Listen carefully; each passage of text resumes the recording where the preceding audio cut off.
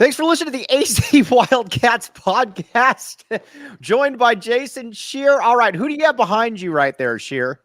I'm on my couch because I couldn't make it over quick enough, so I got the whole clan's here. I actually have a fourth dog here too.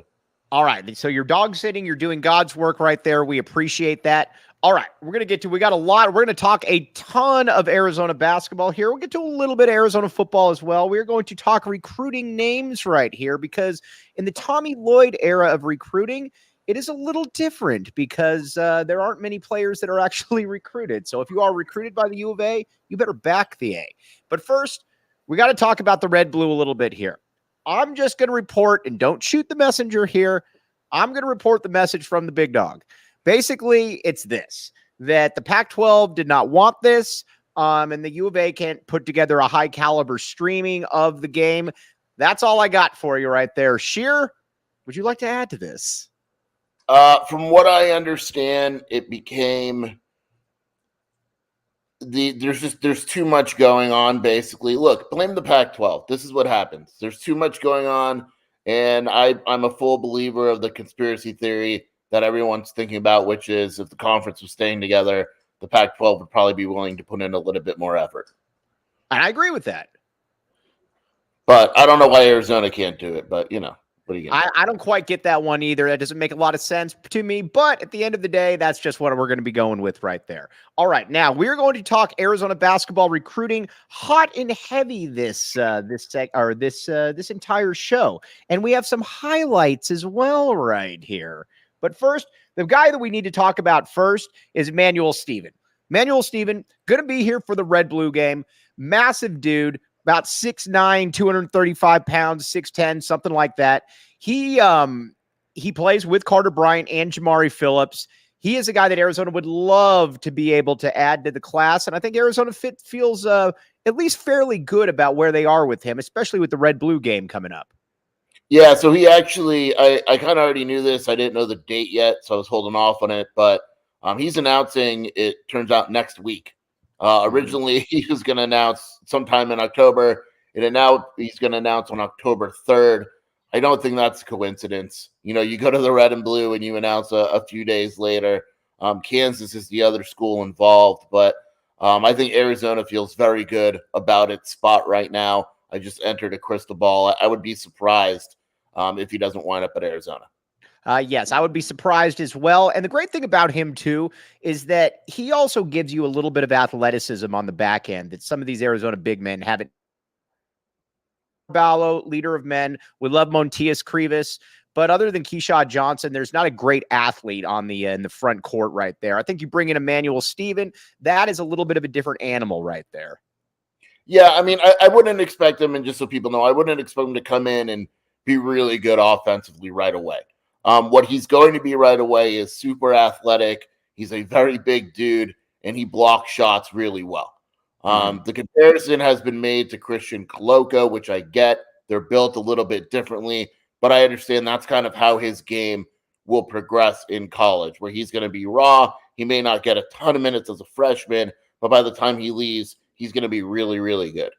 And you know what this is also showing, too? This is also showing that I know that there were a lot of people that were concerned about Tommy Lloyd and his recruiting. What can he, where can he recruit? Why is he missing out on all these kids? Why does he only offer one player a recruiting class? But at the end of the day, the dude also is showing that he gets it. I mean, you're looking at a recruiting class right now where you got Jamari Phillips, obviously. You got Carter Bryant. You're starting to add a bunch of 5-star fringe, 4-star guys to a class. Again, it's not Sean Miller as far as the recruiting heights, but he's showing that he certainly knows what he's doing. Yeah, I mean, look, he probably always knew what he was doing. It's just that when someone comes in and does something a little differently, people kind of freak out a little bit, but at the end of the day, if he can land a class of 5 American players and he feels that those are the 5 best players, he's going to do that. Emmanuel Stevens is in Phoenix and Scottsdale, whatever, and he's a priority, and there's a connection there. And Arizona watched him in the summer. He was good enough. They offered, and they want him. And again, like you said before, if Arizona offers a guy, A, they want him, and B, they think they can get him. So anytime Arizona offers a guy, it is a very serious and real recruitment. Stevens got the offer, and here we are.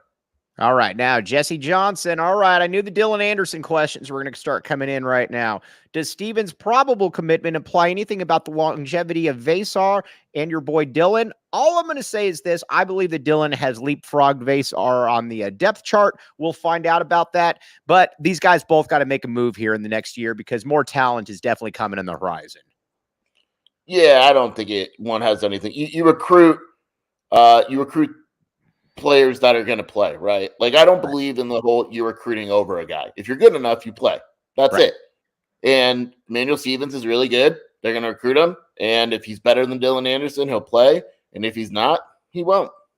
Dylan Anderson. Oh, well, yes. Yeah, I would agree with that. Now we're going to get to some other guys. We got some highlights right here. Why don't we first go with Jeremiah Fears right here?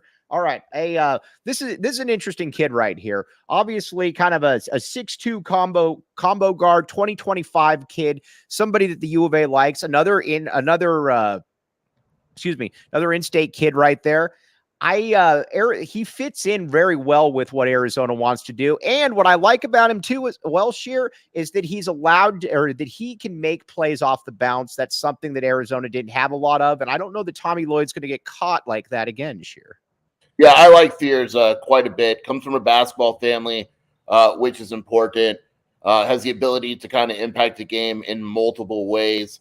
And again, like, they are very picky with who they recruit at point guard. And Fears right now is probably that guy. Like, and so when you look at him, like you mentioned, Tommy Lloyd's not going to get caught in the one-dimensional point guards. Right. Yes, you could say he could pass and shoot, whatever, but he wasn't going to get in the lane. Fears will absolutely get in the lane. When you look at him too, he's still growing. He's still maturing. If you look at a picture of him, he looks like he's 12 years old. And so that's something where he's got the sheer baby face. Yeah, it's a good thing. That means that he's got a lot of physical growth and all that. So I've only seen him once or twice, but he's legit.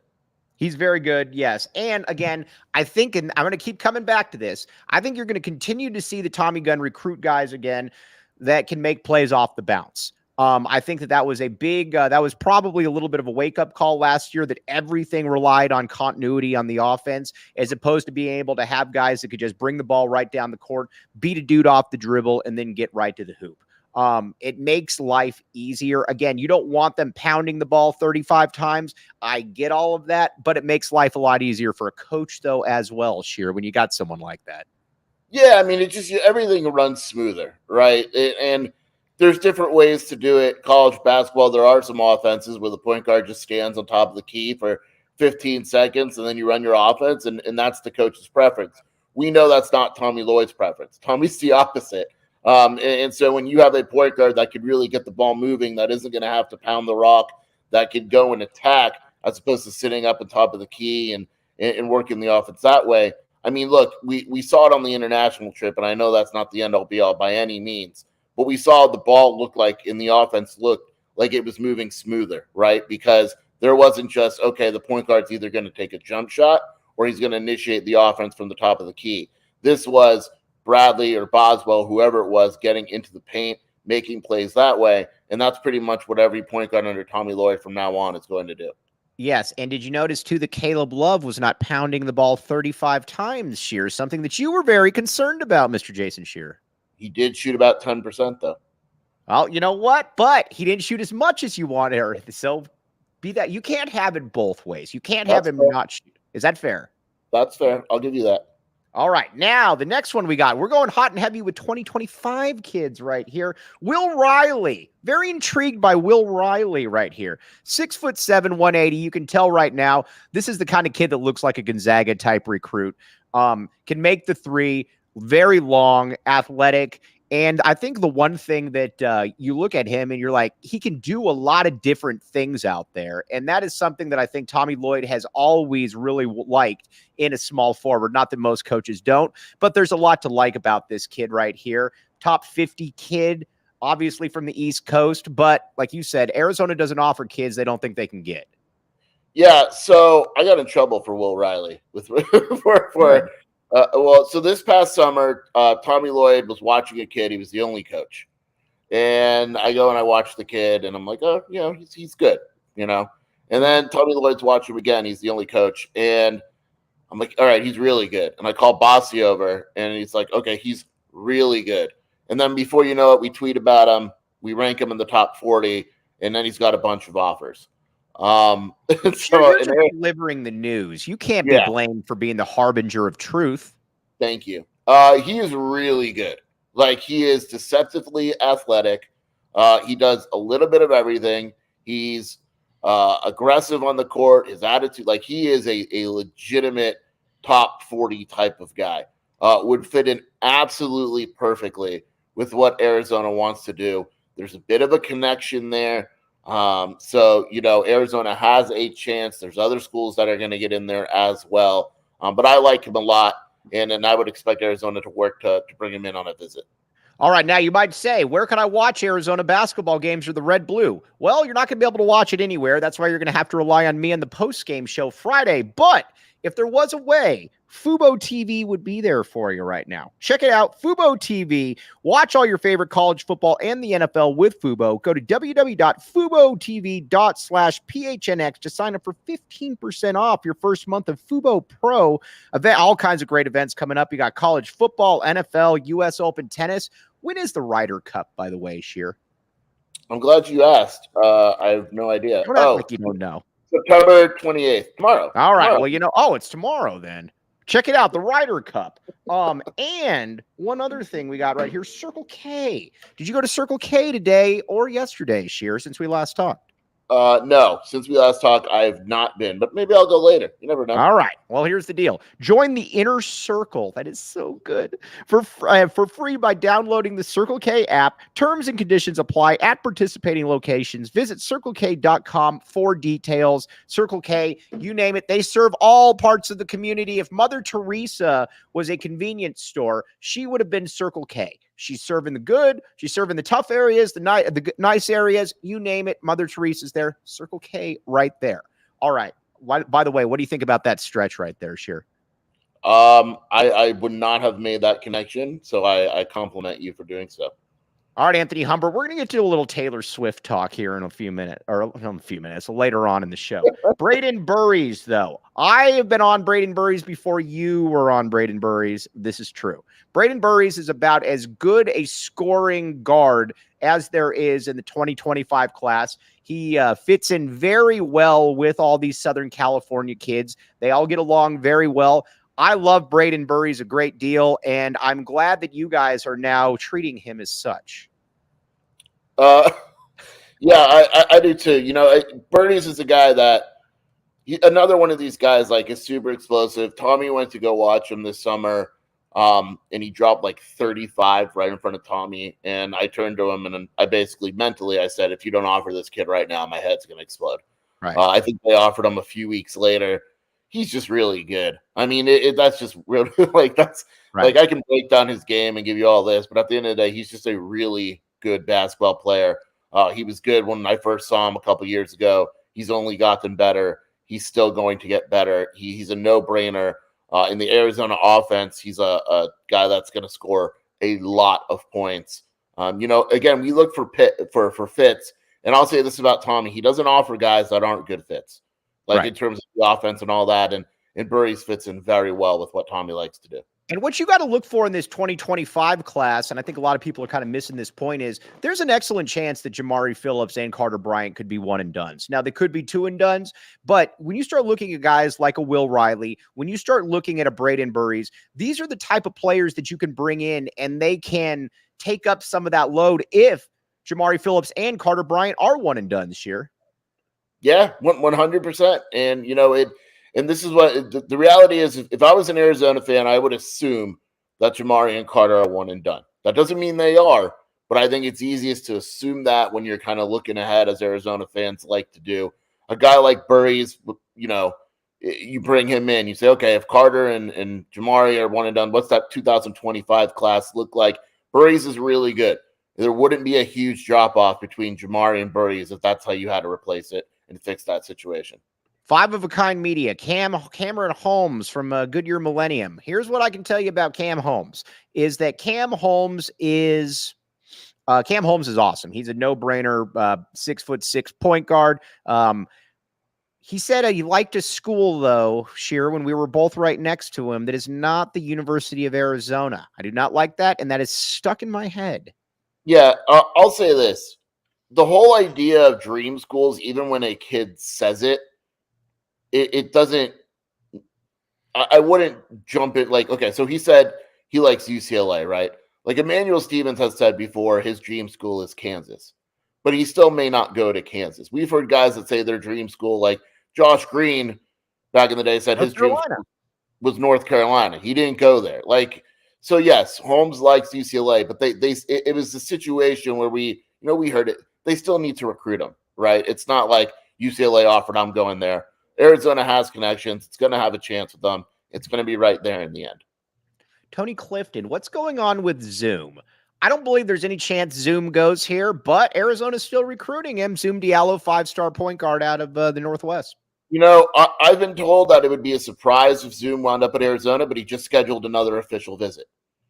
Right before he went on the show, it became public. So, look, would I still be surprised? Yeah, but if you get a kid on campus, things happen, and his recruitment is super weird. The longer it draws out, the more of a chance you kind of feel Arizona has. The rumor has been that Washington is basically offering stupid money to Zoom. But again, like if he hasn't committed there, and he's going to Washington this weekend. So who knows? But if he makes it to that Arizona visit after visiting Washington again, you never know. Right. This weekend, Jacob Franklin. I don't know what that means. All right. He's saying this the Ryder Cup starts this weekend. Oh, this weekend. Oh, I'm sorry. I was like, we're talking. Anyways, back to real sports. Sorry. But what I do like about all of these players, though, and now let's get to Koa Pete. Koa Pete, I don't know why, but I think he's going to be, to quote you, ultimately difficult to land, but Koa Pete is the top priority in the state along with Cam Holmes. You don't like Gilbert Perry kids generally. You've always had a problem with them. Is this a kid, though, that breaks the mold, though, for you with Koa Pete, 6'8" big man going into his junior year? Mike, my phone's blowing up. You want me to give you some breaking news? Yo, what do you got? Talk to me. Right here on the video. Dame Lillard is a Milwaukee Buck. Holy moly, what'd they give up? I don't know yet. It literally just broke from Woj. I'll tell you when I find out. Wow. Koa Pete is awesome. He's awesome. I know you have a thing against holy crap. It was a Suns trade, dude. All right, just fill us in right here. We're gonna get back to Arizona recruiting in a second. The Suns just traded Ayton. Suns traded Ayton for what? Lillard goes to the Bucks with Drew Holiday, DeAndre Ayton, Toumani Camara, the 2029 first, and Phoenix lands Nurkic, Grayson Allen, Nasir Little, and Keon Johnson. So they essentially gave up DeAndre Ayton at this point. Dude, the Bucks just got Lillard, Drew Holiday, and DeAndre. Drew Holiday is already on the Bucks. Oh wait, no, hold on. Blazers. Drew Holiday, DeAndre Ayton, Kamara, the first, go to the Blazers. So essentially, the Suns gave up gave up Ayton for spare change. That's essentially what this comes down to. Ayton for Nurkic, basically. Nurkic. Right. Yeah. Okay. All right. Interesting. All right. Now let's talk about Hudson Greer for a second right here. He just we'll get to Ayton right here. This is called great live stream radio right here. Let's talk Hudson Greer though. This is a player that's kind of new to a lot of Arizona fans. And what can Hudson Greer do out there? As I am going to tweet out that we're going to talk Ayton here in a second. Greer, I like quite a bit. Very good defensively, surprisingly good defensively. He's athletic. He's a guy where his recruitment is more in the infant stages. Like everyone is on him. Right. He's open to everyone. He'll be here unofficially this weekend, I believe. But he's going to be a guy. He's not close to a decision. But to me, he's an instant impact guy. I like him quite a bit. I like him a lot too. And the great thing about it too is that some of these guys are projects. Some of them are not. We'll get back to Hudson Greer, but again, very, very good player. I'm glad we're back in the A right there with him. DeAndre Ayton. let's talk about Ayton. I don't understand this trade at all for the Suns. I get that Ayton leaves a lot to be desired. He's obviously very talented. The motor is not there. I get all of that. But, dude, Nurkic is not as the kids would say, that's not a fair exchange. And on top of that, who else did they get? Dude, the worst part about this trade is the fact that Grayson Allen is in Phoenix now.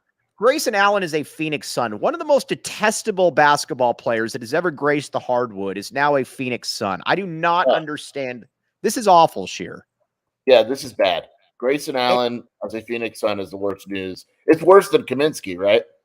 Oh, by a mile, because at least here's the thing with Kaminsky. Kaminsky was just annoying, and he was good. I never looked at him and said, man, that guy's going to try to blow out somebody's knee when he gets a chance. Grayson Allen, no good. Don't like that one at all. Keck is in here right now, by the way. Hello, Keck. But DeAndre Ayton, though, let's talk about Ayton. I'll be honest. When Ayton came out of the U of A, I thought that he had David Robinson potential. And that everything just kind of came easy for him. He was built. I mean, nobody has come through Arizona that's looked like Ayton. Ayton is definitely kind of plateaued. He's a 17-10 player. Nothing wrong with that. But at the same time, he'll never be an all NBA type guy, but that doesn't mean you give him up for Jusuf Nurkic. Yeah. I guess the only explanation, and obviously the Suns will explain it, would be, hey, you get consistency. Like, at least you know what you're getting from Nurkic every day. Whereas Ayton, you don't know what you're getting, I guess. Because the other stuff, like Nasir Little doesn't do anything for you. No. Keshad that was Johnson broken down Nasir Little. Keshad Johnson does nothing for you. It's weird. It's a weird trade. These are all kind of outside of Nurkic. These are kind of spare parts that you're getting and Nurkic is limited. I mean, let's be honest here. Nurkic is not going to be somebody that is going to, that's going to drop, go ahead. I don't really get the Blazers. Couldn't they have gotten more than that for Dame too? So with the Blazers got Drew Holiday and who else? Drew Holiday, Ayton, Toumani Camara, and a 2029 first-round pick. Yeah, that does nothing for me. That means that the Suns offers were fake. I mean, the Heat offers weren't real. Now, that's certainly what it sounds like at this point. Wow, that's like I said, that's an interesting one because supposedly the Heat's offers at least looked much better. Because I'll take 4 first-round picks and Tyler Hero over that. By the way, Mike, Hudson Greer just retweeted your show right now. He may be watching. I know. That's why we got to get back to Hudson Greer in a second. Trust me. No, trust me, Hudson. We will get back to you in just a second right there. We will talk a great deal about Hudson Greer. We like when people retweet the show. By the way, real quick, though, pins and aces. All right, got to get in here. Pins and aces. You might look at me. You might look at Sheer and say, man, those guys are slobs. You would be correct. But you know what can dress us up, though? Pins and Aces right there, the official golf apparel of PHNX and ALLCITY. Check out Pins and Aces and use code PHNX to receive 15% off your first order and get free shipping. That's pinsandaces.com. All right. What I also don't like about this DeAndre Ayton trade, and Hudson Greer, do not worry, we'll get back. What I also don't like about this DeAndre Ayton trade is, yes, I know that he's driven a lot of Suns fans crazy. I get all of that. But he's still 17-10. You just don't give away players like that unless he became so untenable behind the scenes that you couldn't really do anything with it. This dude's going to go to Portland and average 20 and 10. And I think he is too. And shoot 58% from the field. I guarantee it. Right. And he's going to, if you're Portland, you're kind of in a nice little spot now. You got DeAndre Ayton, you got Scoot, you got Shaedon Sharpe. That's not a bad little, and then you got Simons, who's trade bait, but you got 3 different guys right there. That's not a bad little, it's not a bad little deal right there for the. I do wonder what they do with Drew Holiday, unless they're bringing him in to kind of mentor a guy like Scoot. There's no point. So maybe don't you think he's trade bait? That's what I would think, that they turn around and trade him. All right, now let's talk about Ayton. Let's go back to Ayton here for a second. When Ayton came into the U of A, you guys actually made the very rare move of moving your rankings just because you knew how good he could be. In college, he was awesome. Are you a little disappointed in him as a pro, Jason Shearer? Yeah, I mean, I don't think we've ever done that 24/7. Like that I don't was think you have either. Yeah, I think that he was the only one. To me, though, like you got to understand, like I watched DeAndre Ayton for years.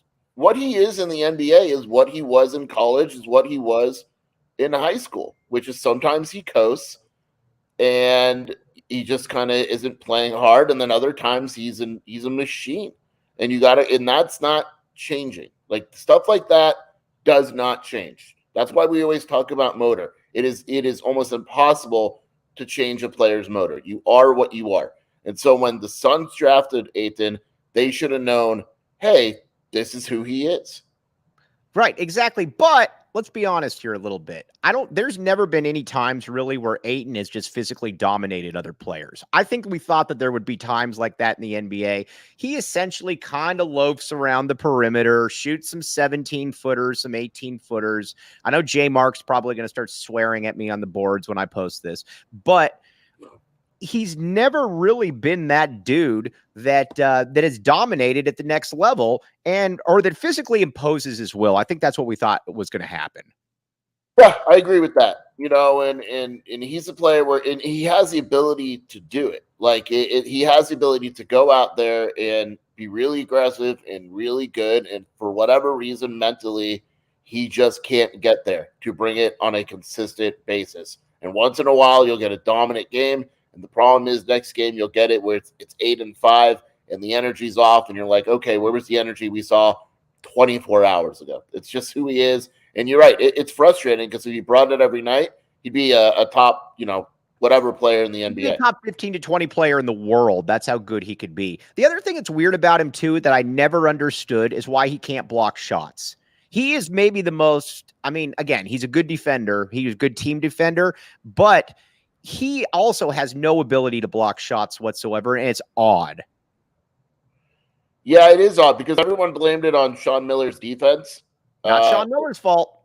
It wasn't Sean Miller's fault. I thought it was Sean Miller's fault. You thought it was. I did too at times because his defense doesn't ask for shot blockers. You stay home, but yeah, he just doesn't block shots. Like he doesn't have that instinct for whatever reason. Let me ask you this: Is DeAndre Ayton a winning basketball player? It's hard to say he is, right? Like there's just no proof that he is. Yeah, let's see here. T Burns 826. The Ayton team at U of A is one of the most disappointing in school history. A ton of talent. Yeah, there's no other way to put it right there. My mom though, she probably was going to watch later. My mom has stated from day one that our guy Oumar Ballo, leader of men, is better than DeAndre Ayton. We do not go this far, except for Jason Shearer. Is this correct? No, we can't go that far. I love you love Janet, but I love Janet, and Oumar, but DeAndre Ayton's just a different animal. DeAndre Ayton's entirely different. Now, I think Anthony Humbert right there, very funny. By the way, DeAndre Ayton is a Taylor Swift fan, by the way. Aren't we all? Dude, let's be honest. Again, we're going to talk about that. We're going to talk about that there in a second. All right. So I think Ayton goes to the Blazers, or I don't think he is. And I think it's going to be, I think he'll be 17-10. But the thing about that squad is he's going to be a distant third option going forward because that's going to be Shaedon Sharpe is on the verge of being a star. You can tell that one right there. Scoot Henderson, you're not bringing Scoot Henderson in not to be an all NBA point guard. And on top of that, you also got Simons, who's going to be trade bait. You got Drew Holiday. This is still going to be a situation, I think, where it's going to be somewhat like the Suns, where you're going to be a third or fourth option. Yeah, it sounds about right. But I think there's less pressure on him in Portland for whatever reason that may be. Portland's not winning in the next year or so, whereas every time Phoenix struggled, everyone would point to DeAndre Ayton. Right, for sure. And I think at some points it's where you try to get rid of both sides, and that's just kind of it. We will definitely be talking about this a little bit tomorrow as well. All right, going to get back to a little bit of Arizona basketball recruiting, and we'll revisit DeAndre Ayton there in a second, DeAndre. But Hudson Greer, since he retweeted the show, we're going to talk a little bit more about Hudson Greer. I love immediate impact players right there. And I think what's interesting about Greer is that his recruitment is obviously taken off. And not only is it taken off, he's going to probably be able to go to about anywhere he wants when it's all said and done. He's got that kind of body too. You look at him and he's definitely going to be able to continue to improve. You guys have him rated as 33rd. He's 6'6", 175. Those are the type of players that get better, not worse, Sheer. Yeah, and he has the right approach. Like, he plays really hard. His dad actually played basketball, so he comes from a basketball family. Super athletic. We talked about motor. He's got it. You asked me if DeAndre Ayton's a winning player, and I didn't know. Hudson Greer is a winning player. Like, he understands the game. He plays really hard. He's alert. He's instinctual. He's a guy where he probably has to improve a little bit as a shooter. If that happens, if his shot takes the next step, he's a 5-star type of prospect. All right. If you wanted to bet on this, though, on Hudson Greer becoming an NBA player or a 5-star prospect, I'm not sure that you could find it on BetMGM. But if it's not on BetMGM, then it's not going to be anywhere. Here's the deal with BetMGM, everybody. You got a lot of good stuff. Sign up for BetMGM, use bonus code PHNX, place your first BetMGM sportsbook wager through BetMGM Sportsbook mobile app of at least $10. You will receive $200 instantly in additional winnings, regardless of your wager's outcome. Check out the show notes for details. Let's hear from the great Shane Diefenbach, and then we're going to talk about Hudson Greer coming back to the U of A. Problem? Call 1-800-GAMBLER. Colorado, D.C., Illinois, Indiana, Kansas, Louisiana, Maryland, Mississippi, New Jersey, Nevada, Ohio, Pennsylvania, Tennessee, Virginia, West Virginia, Wyoming. Call 877-8-HOPENY or text HOPENY 467-369 New York. Call 1-800-327-5050 Massachusetts. 21 plus to wager. Please gamble responsibly. Call 1-800-NEXT-STEP Arizona. 1-800-BETS-OFF Iowa. 1-800-270-7117 for confidential help Michigan. 1-800-981-0023 Puerto Rico in partnership with Kansas Crossing Casino and Hotel. Visit BetMGM.com for terms and conditions. U.S. promotional offers not available in D.C., New York, or Ontario. All right, now we're gonna go. All right, we got to talk about Ayton because that's Hudson. We're definitely going to continue to talk about you, though. All right, what can I say? Tad, right here. This is an interesting. What can I say? Arizona sports analysis isn't always professional. Motor, okay, but trades and firings occur when people are unprofessional. At the end of the day, it's this: you're still playing a game where you're compensated $35 to $40 million a year. You can play hard. That's not a big. That's not. I don't think that's too much to ask.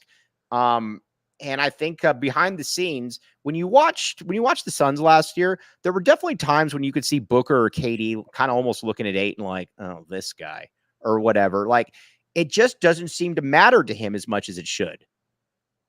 Is Tad saying we should be fired? I don't get it. What's Tad saying? Tad's saying that the Suns were being unprofessional to him. Oh, okay. I mean, yeah, probably. Right. But still, I don't think this also shows you too, if this is the most that you could get for DeAndre Ayton, his stock is kind of at a low because you didn't get much. I mean, this is kind of a poo-poo platter.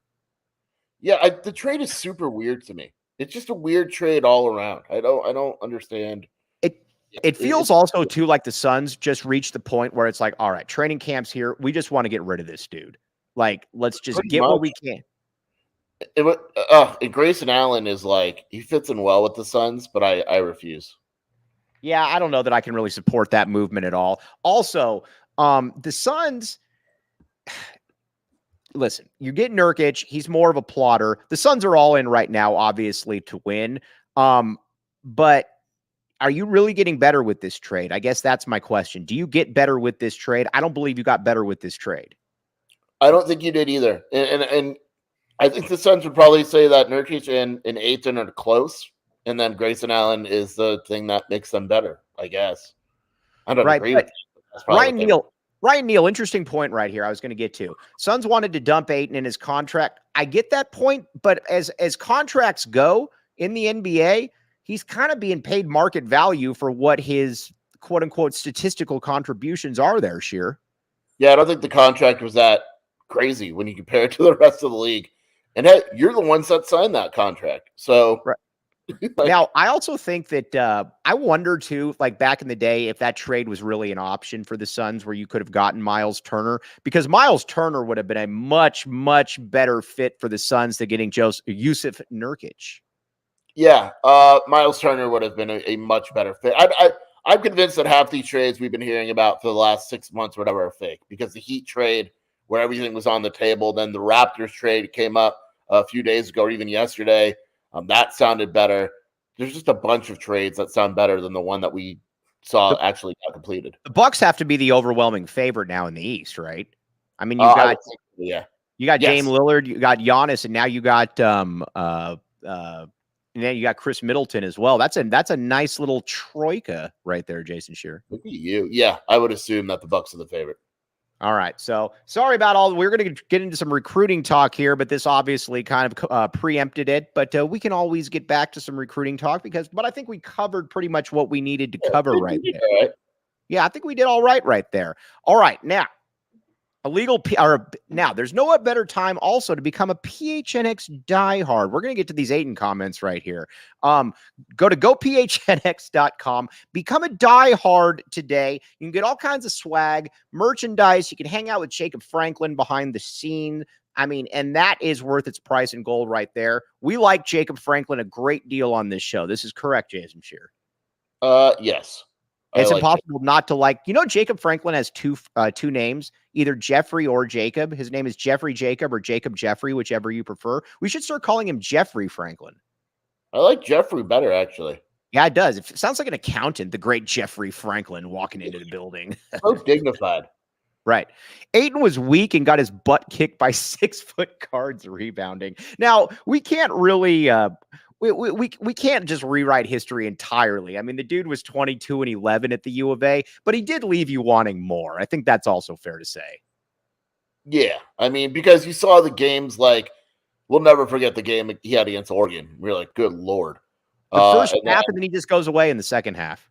Right. And it's like, why'd that happen? Like, why can't every game be like again, that Buffalo team, to this day, I still talk about that game with some Arizona coaches, and it was basically like they just had no more fight left in them. Like, they just couldn't do it anymore because of everything that going on. But when you look at that roster, man, that team should have been better. That team should have been better. That, I think you could easily make the case if you just look at roster. That was you could make the case that was Sean Miller's most talented college roster. Yeah, I wouldn't argue. And they had your guy PJC, Jason Shearer, an all-time favorite point guard from Shearer, PJC. Did you see what my guy PJC did a couple weeks ago? Yeah, he's killing it overseas. Yeah, he killed. They're trying the Trenton Flowers that point experience, and PJC killed him. Right. Maybe Bianca. Hi, look at Bianca. Yeah, I was going to say Bianca's awesome. All right, now, kind of sad the red and blue game is not televised with Jefferson and Fry hosting. I agree. Listen, everybody out there knows that I am about as big a supporter of Dave Hickey as you're going to find. Shearer can definitely vouch for this. It doesn't make a ton of sense to me that you couldn't get this one streamed. I'll just be honest with you. I get that the Pac-12 network sucks. They don't want to do it. I get all that. But it doesn't make sense to me that you couldn't have gotten this game streamed, though, Skier. It's just super weird. Just stream it like a press conference. Put one camera at center court and follow it. People wouldn't mind. Yeah, I mean, business, make sure you sign up to wildcatauthority.com. We'll have full coverage of everything you can't see. Yep, that's what you want right there. And you get to sit next to me. So, again, that's worth its weight in gold. All right, we got to talk a little bit Arizona football here before we sign off. We got Chris Gronkowski coming on tomorrow right there. Chris Gronkowski. Good dude. All right. Well, dude, I know. All right. Arizona, Washington. Shearer, we're gonna talk about this a little bit, though. I don't expect Arizona to win this game. And we'll get back to Ayton here in a second before we sign off. But I don't expect Arizona to win this game. As a matter of fact, I think Arizona is going to give up a lot of points. But I'd like to see Arizona. Here's my line in the sand, Jason Shearer. I'd like to see Arizona score 28 points in this game. Give me 28 to 31 points, and we'll work on the rest. Yes, I would agree with that. To me, this would be a rather big upset if Arizona wins this game. Like, it would be a very large upset. I do believe that Arizona feels it can win this game. Like, it is approaching this game as if it is a winnable football game based on what they've seen on film, or I don't know why. But it has the feeling of like a 52-31 type of game. Right. Because Washington, honestly, I'll take 52-31. I know that's a defeatist attitude. That's not backing the A to the, but I'll take 31 points. I need the offense to start moving here. I need the offense to get going. Yeah, and you're rooting for the offense to get going because you think your boy's starting. This is a big – if your boy starts, Saturday's a big day for you, Mike. It is a big day. I don't think he's going to start, though. It's just a guess. It's just a guess, but I have a feeling that they're going to I have a feeling JDL is going to start. I think Noah starts. You think Noah starts? Yeah, I'm calling it. I think JDL sits out on Saturday. Ooh. Now, I will say this. It would not be performance-based. But I don't know. We'll see what happens today. Now, we assume that Gunner is the captain, though, the midfield captain, correct? Yes, correct. You know what's funny? So the Washington site and I exchanged questions, like knowing the enemy, whatever. And I swear to God, one of the Washington questions was, every team needs a scapegoat. Gunner Maldonado is Arizona's scapegoat. Why is that? And what can Washington fans expect from him? No way. Well, but he meant it in a way like ask you this? Yeah, so like Washington knows that Gunner sucks. But they're implying that he was a scapegoat. No. I think they're implying he sucks. Like the way the question is, when you see it, it'll be like, what makes him not good? I think the question was also like, what can Washington do to take advantage of him? It's like, throw the ball where he is. Throw the ball where he is. Your guy, Brian J. Peterson, the man who still eats cheeseburgers through a mask, has been on this from the very beginning, though, where he's saying, listen, it is what it is. When you watch 10 completions and he's the only one that's even in the area and he's the one chasing after him, I don't know what really to say. And I know that there's people close to the program that get all the other stuff. They get starting JDL, they get all that. But there are people close to the program that don't quite understand what we're doing right here. I will say this, and I don't think it's a secret, or remember during the summer, during fall camp, Arizona practiced the dollar formation.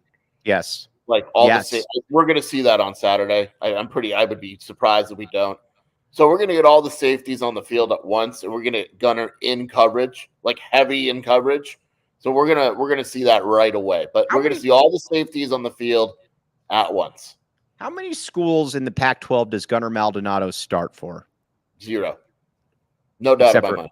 Except for Arizona. I like our guy Keck in here. Keck, who many people think is Jacob Franklin. Gunner rocks. I'm sure you do think Gunner rocks right there. Now, here's the question though. Gunner Maldonado can come back next year, sure. Do we deal with this again next year? No, we're not. We're not. I think he moves on next year. You think he goes pro? Yeah, I think he goes pro. Like, who's the other one? I love Bruce, but didn't he ask if Philly B could go pro?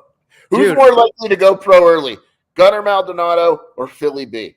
Well, we got to ask Bruce Pascoe about that one, because Bruce Pascoe is the one putting it out there that he thinks Philly B might go pro. I think Philly B is more likely to go pro early than Gunner. I would agree with that, yes. But you just said that you think Gunner moves on as a grad transfer somewhere? Yeah, we got to get him to – you know what a good fit would be? ASU. I would love Keck. Listen, we will take Elijah Badger off your hands. We will give you Gunner Maldonado. How about this? How cool would it be if in college football each team got one trade? You just get one trade to make. No, that'd be fantastic. That would be that would be great. We could take, you know what? Who else would we like to poach off ASU right there? Yeah, they got the safe. Whoever the safety is that was hurt last week or the week before, we'll take him as well. I would take like one of their defensive linemen probably. Yeah, for sure. All right, T Burns 826, the great T Burns 826. With the amount of international leagues, I'll take Philly B in that scenario. Philly B is going to get paid to play basketball, my friends.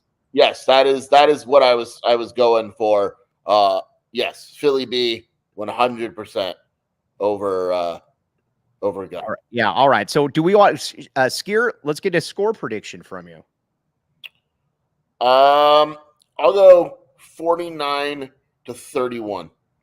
49-30. Well, I will take that every day of the week. You just basically copied me because I said 52-31. This is true. Yeah. 49-31 is not bad. Is it bad that I think 49-31 is like it's 18 points, it's more than 2 touchdowns, but I would still be like, okay. I'll take it. I think Washington is clearly the best team in the pack. They worry me more than SC. I agree with you. Yeah. All right. Now, one thing that doesn't worry me, though, is Illegal Pete's. Illegal Pete's is your go-to spot this summer. Stop by for happy hour, 3 p.m. to 8 p.m. every day at all 12 locations. Illegal Pete's, the go-to spot for burritos, buddies, and beer for 28 years. All right. We want to know if feet start. We're all very all right. Now, let's introduce the pooch to the viewing public right here. Who are we? Maxie. Okay, Maxie is my parents' dog. Maxie is 14 years old. Wow. My man's been through it. He's been through it. I was going to say, yeah, look at the eye. Cataracts in the eyes. Yep, full cataracts, can barely move, but he's in it to win it. Dude, he's in it to win it. And you know what? When you've got that kind of mentality, that's all that really matters right there. All right. Sheer, where can they find you? WildcatAuthority.com, at Jason Shear on Twitter, in the Wildcat Scoop podcast with Shelby. We will be at the Red and Blue Showcase, so we're your only eyes and ears there. We will be your eyes and ears there. And all right, let's talk about Ayton real quick before we sign off again here. I don't get it from the Suns' perspective. I think they could have gotten much more for him. Well, actually, I guess they couldn't have gotten much more for him. But Ayton's one of those dudes. He should just be better than he is. That's the best way I can put it. He's a good NBA player, but he should just be better than he is. This is his career, right? Like, if he's not good on the Trailblazers, his career is going to take a major hit. So this is it. This is his chance. If he wants, the trade makes no sense from any perspective to me, except for Milwaukee's. But we'll Correct. see. Yes. Milwaukee's makes sense. So, all right. On that note, signing off here. Be back with you tomorrow with Chris Gronkowski. Here. I'm going to hobnob with the NFL players right there. But for Jason Shear, I am Mike Luke. Jeffrey Jacob Franklin behind the scenes. You have been listening to the AZ Wildcats podcast.